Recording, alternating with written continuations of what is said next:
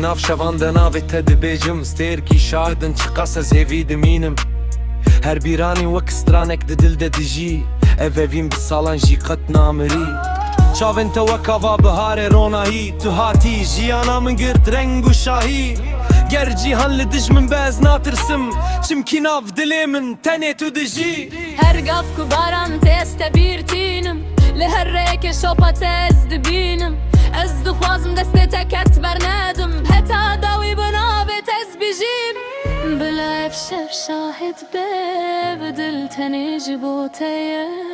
Tu bikenî cîhan di guherê Ez li benda te me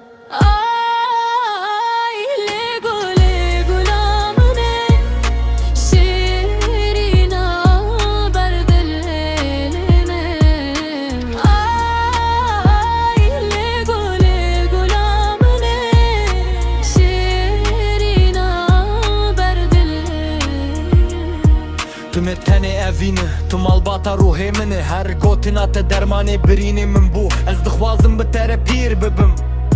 Di her rojê de navê te bibîjim Ne zêr, ne mal, ne navê mezim Tenê tu têrî dilê min dikî Ger rojê em dûr bibin ji hev Ev dil dîsa rêya te digere Destê min bigire em bi hev re biçin Ji hemû êşan dûr bibin Tu stranî ez gotinim Bi hev re em dibin yek çîrok